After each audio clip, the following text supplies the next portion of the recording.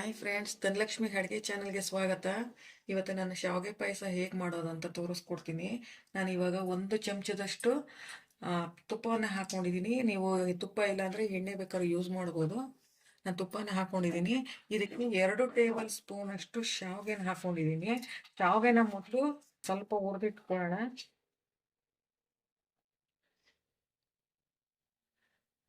ಅಂದರೆ ಇದನ್ನು ಜಾಸ್ತಿ ಫ್ರೈ ಮಾಡೋ ಅವಶ್ಯಕತೆ ಇಲ್ಲ. ಇದು ಆಲ್ರೆಡಿ ಫ್ರೈ ಮಾಡಿರ್ತಾರೆ. ಆದ್ರಿಂದ ಒಂದು ಚೂರು ಫ್ರೈ 2 ನಿಮಿಷ ಫ್ರೈ ಮಾಡ್ಕೊಂಡ್ರೆ ಸಾಕು.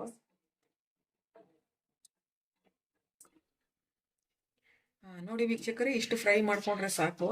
ಇದು ಆಲ್ರೆಡಿ ಫ್ರೈ ಆಗಿರುತ್ತೆ, ಅದಕ್ಕೋಸ್ಕರ ನಾನು ಇಷ್ಟು ಫ್ರೈ ಮಾಡ್ಕೊಂಡಿದ್ದೀನಿ. ಇದಕ್ಕೆ ಈಗ ದ್ರಾಕ್ಷಿ ಮತ್ತು ಗೋಡಂಬಿನ ಹಾಕ್ಕೊಂಡು ಫ್ರೈ ಮಾಡ್ಕೊತೀನಿ. ಮತ್ತು ಅದ್ರ ಜೊತೆ ಸ್ವಲ್ಪ ಬಾದಾಮಿ ಪುಡಿಯನ್ನು ಅದನ್ನು ಪುಡಿ ಮಾಡ್ಕೊಂಡಿದ್ದೀನಿ. ಯಾಕಂದರೆ ದಪ್ಪಕ್ಕೆ ಹಾಕಿದ್ರೆ ಅದು ಅಷ್ಟು ಚೆನ್ನಾಗಿ ಟೇಸ್ಟ್ ಬರೋಲ್ಲ. ಅದಕ್ಕೋಸ್ಕರ ಸ್ವಲ್ಪ ಪುಡಿ ಮಾಡಿ ಹಾಕೊತಾ ಇದ್ದೀನಿ ಬಾದಾಮಿಯನ್ನು. ನೀವು ಬಾದಾಮಿ ಬೇಕಾದರೆ ಹಾಕೋಬೋದು, ಇಲ್ಲಾಂದರೆ ಬರೀ ದ್ರಾಕ್ಷಿ ಗೋಡಂಬಿನೇ ಹಾಕ್ಕೊಂಡು ಫ್ರೈ ಮಾಡ್ಕೊಂಡು ಹಾಕೋಬೋದು. ಇಷ್ಟು ಫ್ರೈ ಮಾಡ್ಕೊಂಡ್ರೆ ಸಾಕು. ಇದನ್ನು ತೆಗೆದು ಒಂದು ಪ್ಲೇಟಲ್ಲಿ ಹಾಕೊತಾ ಇದ್ದೀನಿ. ನಂತರ ನಾನು ಅರ್ಧ ಲೀಟ್ರಷ್ಟು ಹಾಲು ತೆಗೆದು ಇಟ್ಕೊಂಡಿದ್ದೀನಿ, ಅದನ್ನು ಹಾಕ್ತಾ ಇದ್ದೀನಿ.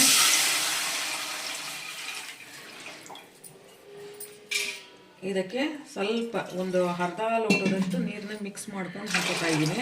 ನೀವು ಬೇಕಾದರೆ ನೀರನ್ನ ಮಿಕ್ಸ್ ಮಾಡ್ಕೋಬೋದು, ಇಲ್ಲ ಹಾಗೆ ಬೇಕಾದರೂ ಮಾಡ್ಬೋದು. ನಾನು ಅರ್ಧ ಲೋಟದಷ್ಟು ಮಾತ್ರ ನೀರನ್ನ ಮಿಕ್ಸ್ ಮಾಡ್ಕೊಂಡಿದ್ದೀನಿ. ಇವಾಗ ಇದನ್ನು ಒಂದು 5 ನಿಮಿಷ ಕಾಯಕ್ಕೆ ಬಿಡಿ. ನೋಡಿ ವೀಕ್ಷಕರೇ, ಇವಾಗ ಕುದಿ ಬಂದಿದೆ. ಇವಾಗ ಮೊದಲು ನಾನು ಶಾವಿಗೆಯನ್ನು ಹಾಕೊತಾ ಇದ್ದೀನಿ. ಶಾವಿಗೆಯನ್ನು ಹಾಕ್ಕೊಂಡು ಬೇಕಾದ್ರೆ 1-2 ನಿಮಿಷ ಕುದಿ ಬಂದು 1-2 ನಿಮಿಷ ಕುದ್ದಾದ್ಮೇಲೆ ಬೇಕಾದರೆ ದ್ರಾಕ್ಷಿ ಗೋಡಂಬಿನ ಹಾಕೋಬೋದು.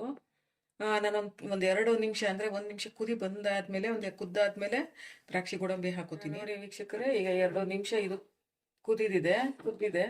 ಇವಾಗ ಇದಕ್ಕೆ ದ್ರಾಕ್ಷಿ ಗೋಡಂಬಿಯನ್ನು ಹಾಕೊತಾ ಇದ್ದೀನಿ. ಯಾಕಂದರೆ ಶಾವಿಗೆ ಜಾಸ್ತಿ ಅದು ಬೇಯಿಸ್ಬೇಕಾಗಿರೋದ್ರಿಂದ ಇದು ಬೇಗ ಬೇಯ್ಕೊಳ್ಳುತ್ತೆ. ದ್ರಾಕ್ಷಿ ಗೋಡಂಬಿ ಶಾವಿಗೆ ಸ್ವಲ್ಪ ಜಾಸ್ತಿ ಬೇಯಬೇಕಲ್ವ, ಅದಕ್ಕೋಸ್ಕರ ಅದನ್ನು 1-2 ನಿಮಿಷ ಕುದಿಸಾದ್ಮೇಲೆ ನಾನು ದ್ರಾಕ್ಷಿ ಗೋಡಂಬಿಯನ್ನು ಹಾಕೊಂಡಿದ್ದೀನಿ. ಈಗ ನಂತರ ಅದ್ರ ಜೊತೆ ಅರ್ಧ ಸ್ಪೂನಷ್ಟು ಏಲಕ್ಕಿ ಪುಡಿನ ಹಾಕೊತಾ ಇದ್ದೀನಿ. ನೀವು ಬೇಕಾದ್ರೆ ಜಾಸ್ತಿ ಬೇಕಾದರೂ ಹಾಕೋಬೋದು. ನಾನು ಅರ್ಧ ಚಮಚದಷ್ಟು ಮಾತ್ರ ಹಾಕ್ಕೊಂಡಿದ್ದೀನಿ. ಈಗ ಇದನ್ನ ಇನ್ನೂ ಒಂದು 5 ನಿಮಿಷ ಚೆನ್ನಾಗಿ ಕುದಿಸ್ಕೊಳ್ಳಿ. ವೀಕ್ಷಕರೇ, ಇವಾಗ ನೋಡಿ ಶಾವಿಗೆ ಬೆಂದಿದೆ.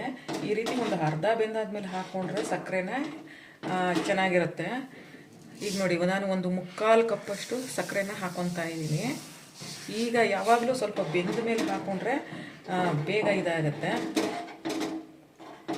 ಯಾವಾಗಲೂ ಶಾವಿಗೆನ ಒಂದು ಅರ್ಧ ಬೆಂದ ಮೇಲೆ ಸಕ್ಕರೆನ ಹಾಕ್ಕೊಳ್ಳಿ, ಚೆನ್ನಾಗಿರುತ್ತೆ. ಯಾಕಂದರೆ ಒಂದು ಅರ್ಧ ಬೆಂದಾದ್ಮೇಲೆ ಸಕ್ಕರೆ ಹಾಕ್ಕೊಂಡ್ರೆ ಅವಾಗ ಇನ್ನೂ ಸ್ವಲ್ಪ ಒಂದು 5 ನಿಮಿಷ ಬೇಯಿಸ್ಬೋದು. ಇಲ್ಲ ಅಂದರೆ ಫಸ್ಟೇ ಸಕ್ಕರೆ ಹಾಕ್ಬಿಟ್ಟಿದ್ರೆ ಪೂರ ಗಟ್ಟಿಯಾಗಿಬಿಡುತ್ತೆ ಅದು ಬೇಯೋಷ್ಟರಲ್ಲಿ. ಅದಕ್ಕೋಸ್ಕರ ಯಾವಾಗಲೂ ಒಂದು ಅರ್ಧ ಬೆಂದ ಮೇಲೆ ಸಕ್ಕರೆನ ಹಾಕ್ಕೊಂಡ್ರೆ ಮತ್ತೆ ಒಂದು 5 ನಿಮಿಷ ಬೇಯಿಸ್ಕೋಬೋದು. ವೀಕ್ಷಕರೇ, ಇವಾಗ ಹಾಲು ಪಾಯಸ ರೆಡಿಯಾಗಿದೆ. ಈಗ ಇದನ್ನು ನೀವು ಸರ್ವ್ ಮಾಡಿಕೊಂಡು ಕುಡಿಬೋದು. ವೀಕ್ಷಕರೇ, ಈಗ ಪಾಯಸ ರೆಡಿಯಾಗಿದೆ ನೋಡಿ. ಈ ರೆಸಿಪಿ ನಿಮ್ಗೆ ಇಷ್ಟ ಆಗಿದ್ರೆ ಲೈಕ್, ಶೇರು, ಸಬ್ಸ್ಕ್ರೈಬ್ ಮಾಡಿ ಮತ್ತು ಕಾಮೆಂಟಲ್ಲಿ ಹೇಗೆ ಮಾಡಿದ್ದೀನಿ ಅನ್ನೋದನ್ನ ತಿಳಿಸಿ. Thank you.